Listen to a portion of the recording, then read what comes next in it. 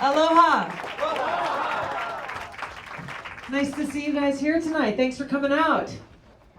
Thanks, Chris, for your kind introduction. Where's Steve? Steve, you're the man. Thanks for all the lights and the audio, making it happen here tonight. Thank you so much. Yeah, Steve deserves a round of applause. And I want to say thanks to Pigs and Clover. Played music here. I heard a little bit as I walked in. Thank you so much.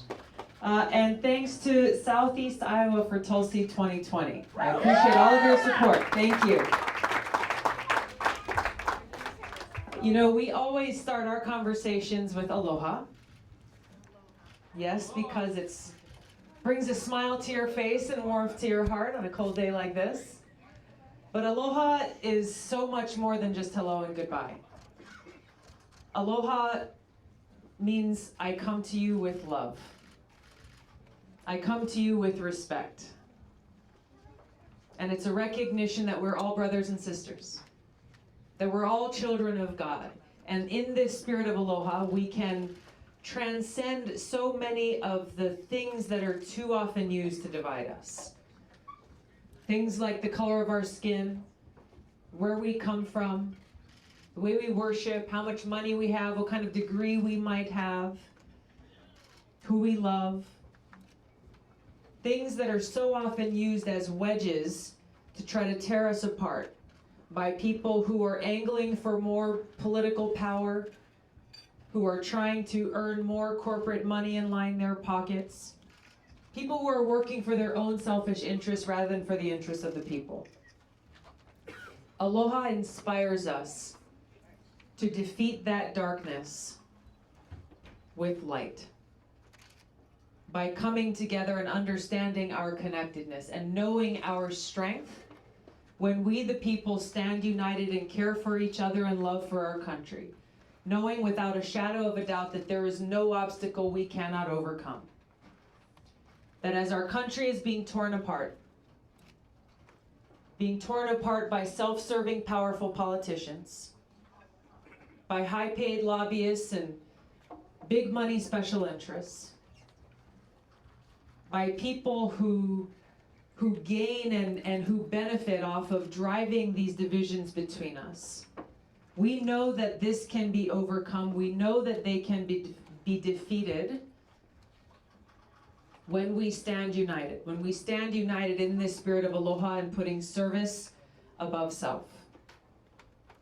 Because that is the vision that our founders had for us as a country.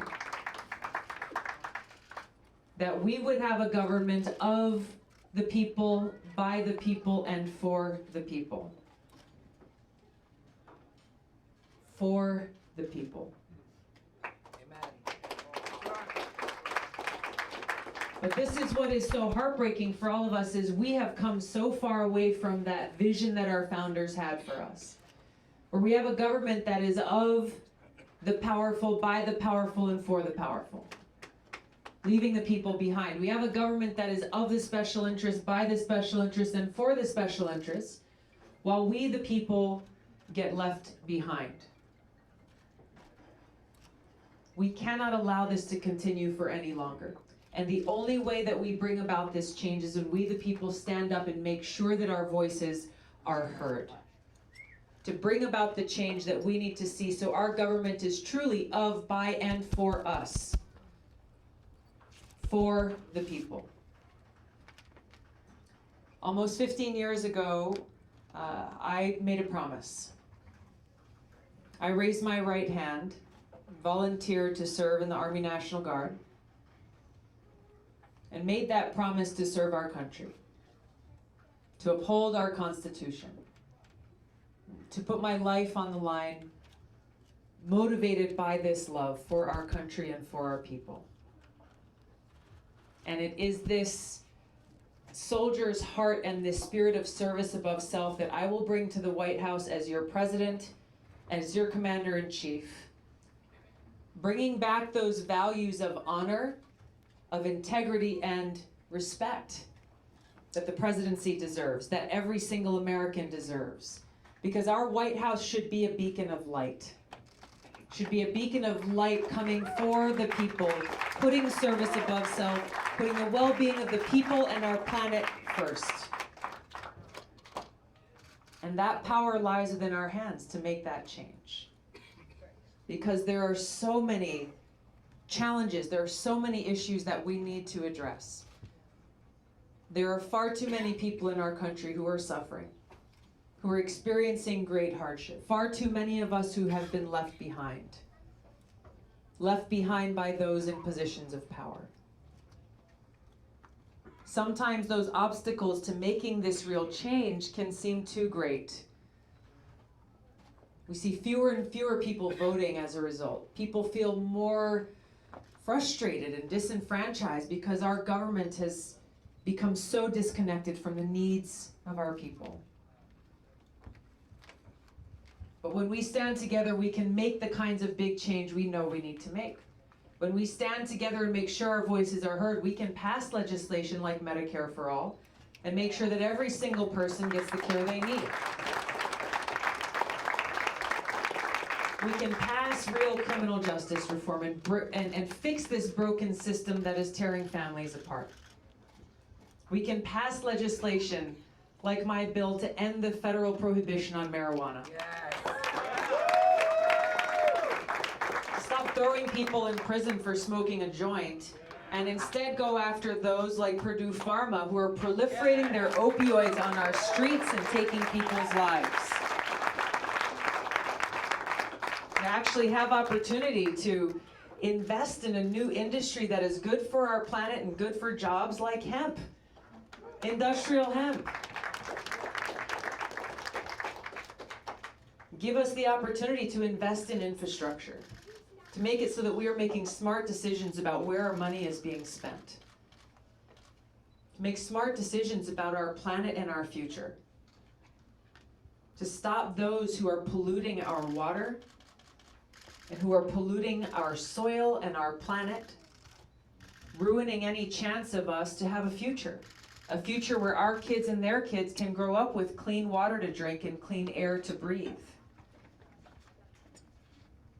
These and other issues are the crises that stand before us, the issues that we need to address. There is an issue that is central to all of these that's important for us to focus on. That we must end regime change wars. We must work to end this new Cold War that we find ourselves in because of increasing tensions between the United States and Russia and nuclear-armed countries like China. A new Cold War that has brought us to the place where today, as we sit here, we are at a greater threat of nuclear war than ever before in history. When you think about that, ever before in history. There was a wake-up call that we got about a year ago in Hawaii when a text message went across over 1 million phones all across my state of Hawaii. And that text message read, "Missile incoming. Seek shelter immediately. This is not a drill." We knew that there were just minutes to live. When that message came across, that's what was running through our minds. Thinking, where's our family? Where are our loved ones?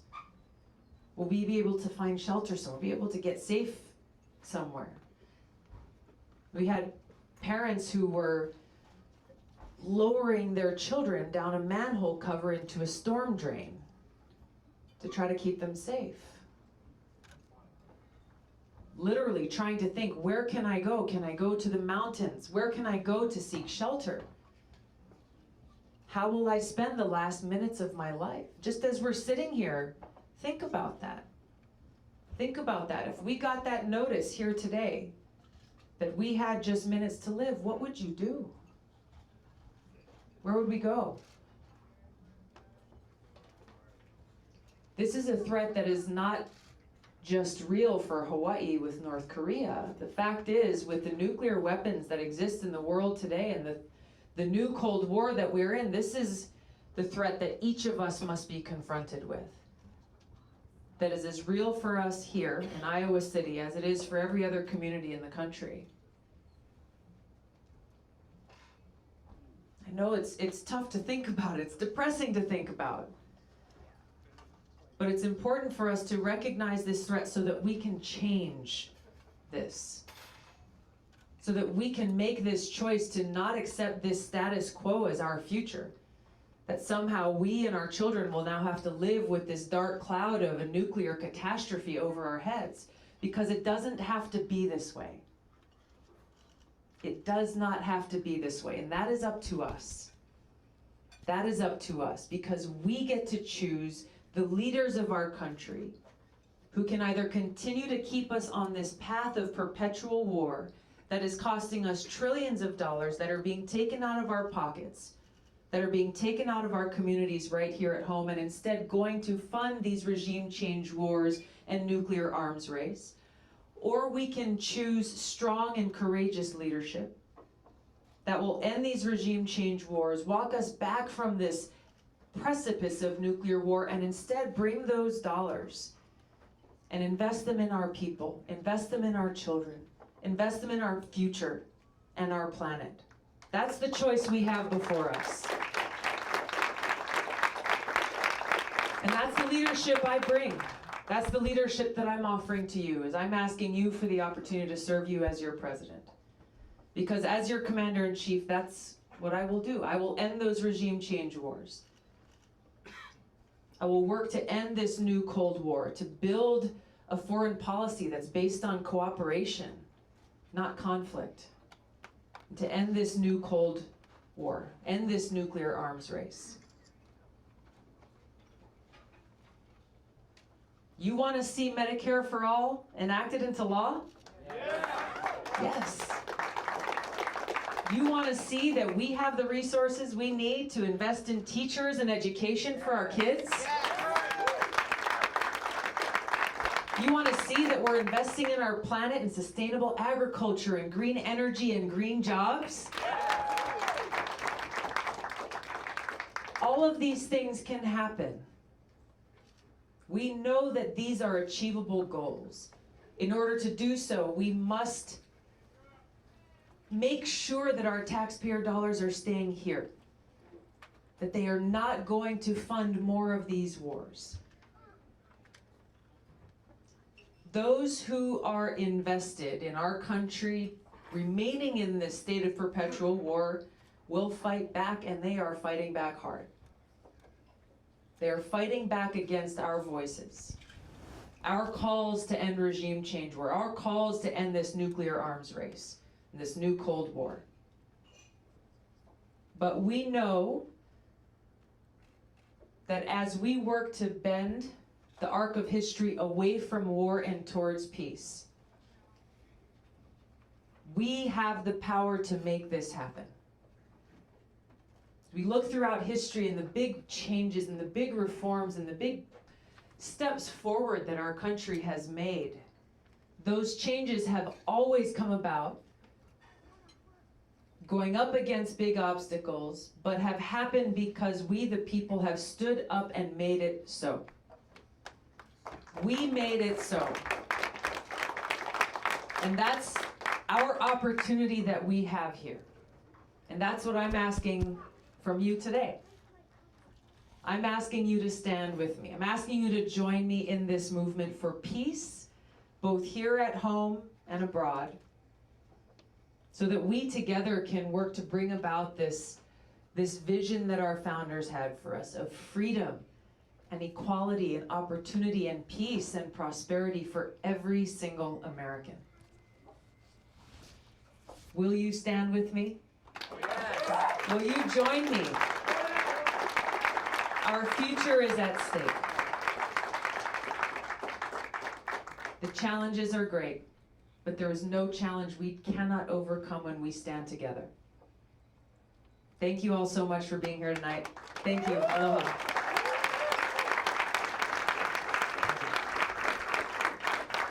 Let's give it up one more time for Tulsi Gabbard. That's good stuff. All right, gang, we're going to do a brief question and answer forum. I'll give the mic back to Tulsi. She'll call on a few people. In respect for everyone's time, we're going to keep it somewhat limited. We also want everyone that's here tonight that would like a photo with Tulsi to have that opportunity. So after we get done with the question and answers, we're going to have Tulsi do a little interviews here with the press for about 5-10 minutes. If you would, please form a line or something functional. And we'll make sure everyone gets a photo to plaster all over Facebook tomorrow. So anyway, right now I'll turn it back to Tulsi. Tulsi? Thank you very much. Yes. Welcome back to Iowa, Tulsi. Thank you, Newman. Good to see you. Good to see you. I'm the chair of the platform committee, and I am the international chair for the platform. And I see your position is the closest to the Iowa platform between all the other candidates.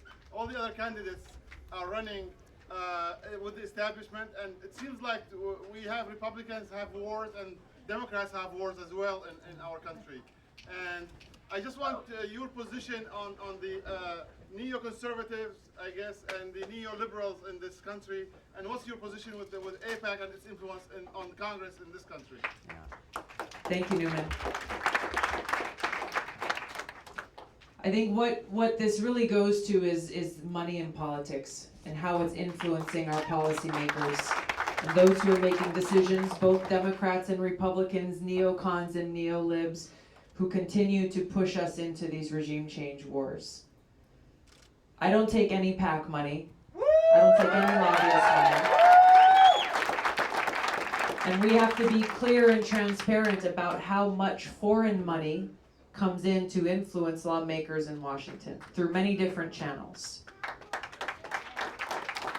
People deserve to know that their lawmakers are accountable to them.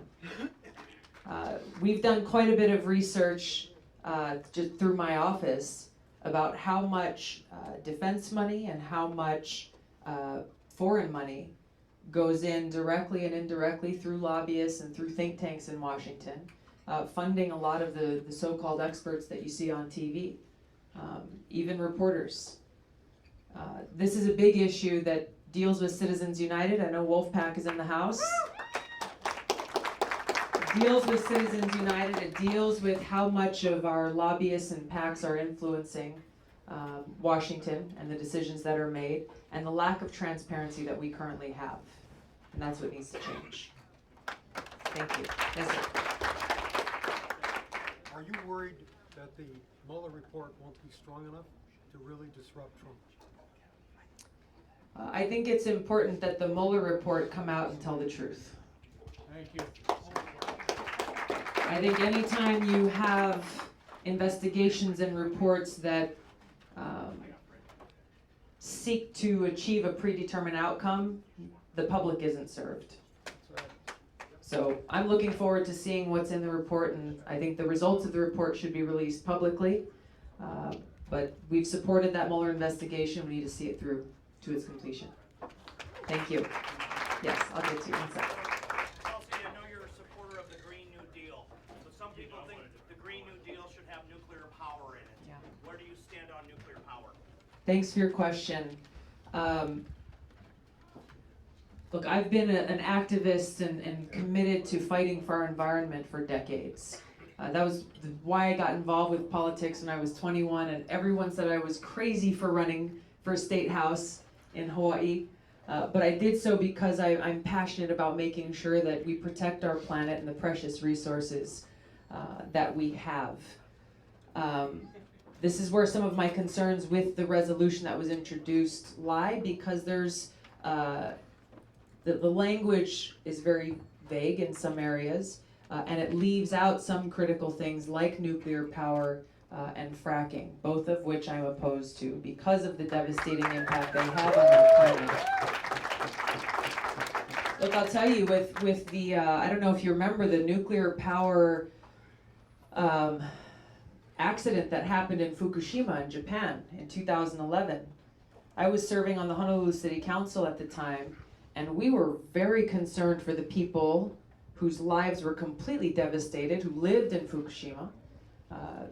We're very close to Japan, where we sit in Hawaii. We're also concerned because of our proximity, the ocean, a lot of things coming into Hawaii, what kind of radiation or impacts that would have. So I was just reading earlier today about what happened with the Chernobyl nuclear accident. Point being, with nuclear power, not only are you dealing with a high risk of these accidents that have devastating short and long-term impacts, but you're also dealing with the issue of nuclear waste that will stick around and that will be here, not only for your children and their children, but Hundreds of thousands. exactly, exactly. Thank you. Yes. Hi. Earlier you were talking about the money we spend for endless wars. Yeah. But I also know that we send $3.8 billion to Israel every year to maintain an illegal occupation. Can you tell me what you would be willing to do in order to make it safer for the Palestinians? Thank you for your question. I think first and foremost, we recognize the humanity of the Palestinian people and how their voices have not been heard. It's a complex situation. If this were easily solved, it would have been solved long ago. We have to support the best prospects for peace between Israel and Palestine. And unfortunately, those conditions towards peace have been increasingly ruined with the policies and the decisions that have been made, and some of the positions that this administration has taken. So it's a bigger question that requires a bigger answer, but it begins with recognizing our common humanity and begins from that place of respect and empathy. Because without that, then we cannot have a path that moves forward. Thank you. I'm going to take someone from this side. Yes. Yes, sir. Tell us about the healthcare in Hawaii and how it's such a great example for the rest of us. Thank you. Yeah, I mean, Hawaii's had for a very long time I think it was the top two most insured rate in the country. It's Hawaii and Massachusetts, because back in the 70s, legislators passed what was called the Prepaid Health Care Act, which made it so that anyone who worked over 20 hours got health care. And so people were largely taken care of. Now, of course, there's areas and always room for improvement, but it just speaks to the opportunity that's there when we have universal health care for every single person, whether you have pre-existing health conditions or not. It continues to confound us all to know that as the wealthiest country in the world, we the people spend the most on health care of any country in the world, and yet we have worse outcomes than many other countries in the world. Medicare for All provides us the opportunity, we the people, to pay less for health care because we're cutting out the insurance companies from that equation. We're given the opportunity, which needs to be part of the final solution, for Medicare to negotiate lower prices with prescription drug companies to bring down the cost of medicine, along with a number of other changes that I think need to be a part of our healthcare system, and focusing on more preventive healthcare, focusing on more preventive medicine, focusing more on making sure that every community in the country is able to get healthy food to eat, that we do our best to eliminate the food deserts that exist in too many of our urban corridors. There's a lot of things that we need to address here. Medicare for All is the place that provides us the opportunity to make sure that every single person gets the care they need. Yes. Two more questions. Aloha. Thank you for Aloha. being here. Thank you. Yeah, I'm a physician in Iowa City, and I'm so impressed with what you're doing. One of my best friends grew up in Kauai, Oahu, and today, and she really thinks so highly of you. I'm a volunteer with the Citizens Climate Lobby and nonprofit like the one you started when you were a teenager. Yeah. And I wanted to ask you what you think about the Energy Innovation and Carbon Dividend Bill, because it was just introduced in the U.S. House, U.S. Senate, Jeff Flake, Chris Coons, and it's a really effective, nonpartisan bill that's good for the economy, good for government, nonpartisan, it's revenue neutral, and doesn't grow government, doesn't raise taxes. And because of that, we feel that it has a really good chance of getting enough votes to overpass a veto. So I'd Do you really know who like introduced it in the House? If Fitzpatrick Okay. and Deutsch. Okay, good. Florida, I Democrat, haven't heard of the legislation yet, but it sounds promising. Yeah. And I will definitely look into it. The really good thing is it's a really effective climate solution. It would lower carbon emissions more than all the regulations so far, clean power, Paris Climate Agreement, and create 2.1 million jobs. But you know, it really deserves to be. It's very specific and practical, and should be an essential component of the Green New Deal, which is very non-specific, as you know. This would do the job, and I just would love to talk to you more about it. I appreciate you raising that. Yeah, absolutely. And I I look know forward to reading the bill. And thank you for being a climate advocate yourself. Thank you. Thank you very much. Just one more, please. You spoke a little in your speech about criminal justice reform, and I was just wondering if you would expand on that a little bit. Sure. Specifically, I'm curious about what sort of things you're going to do to reform things like 3-strike rules and mandatory minimum sentencing. Yeah. Thank you.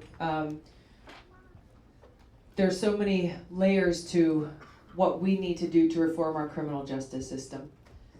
The legislation that we passed last year, the First Step Act, was a solid first step forward to doing that, where we are seeing people who are already being able to go home to their families because of that legislation that was passed, that bipartisan legislation. There continues to be great opportunity to bring about these big reforms that have been hard to do for a long time, because there is support from both Democrats and Republicans, conservatives and progressives to do so. So it's important for us to continue to build off of that momentum to bring about more of these changes on things like sentencing reform, like mandatory minimums, getting rid of those mandatory minimums. We've got to end private prisons. Period. The whole system of incentivizing keeping our people in prison so that they can make more money is disgusting. It's despicable.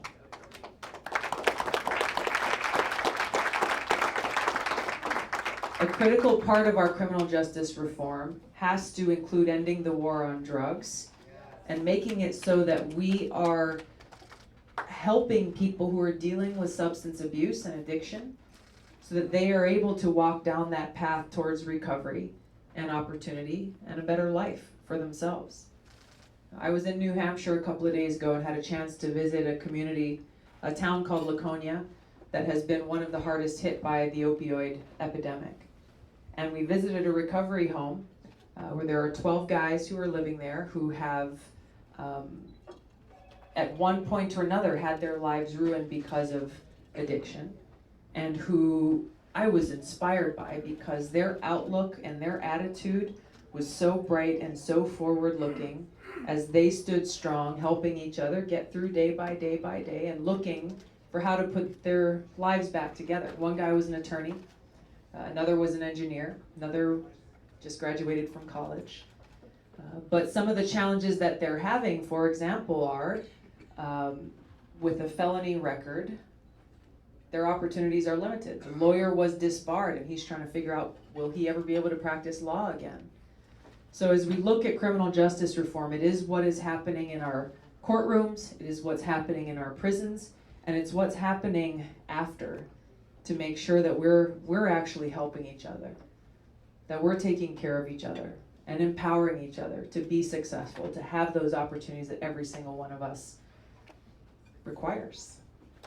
Thank you so much. Thank you, everybody. I appreciate all your questions. Let's give it up again for Tulsi. So while Tulsi steps over here and takes a few questions from the press, I just want to talk to you for a few minutes. We got everyone. And what I wanted to talk to you about was a call to action. Who is aware of what happened last week in the DNC about the requirements for getting on the stage, the debate stage in June and July?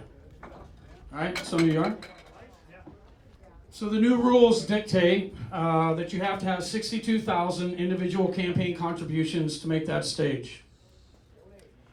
Can we just actually focus on the picture line first, and that's what we're doing? Okay. Yeah, if you guys want to go ahead and line up for the picture line, start right here.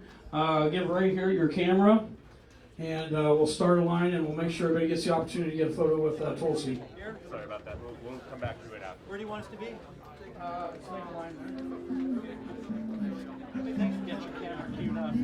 So anyway, when you are running a people-powered campaign, it takes contributions from folks like me and you.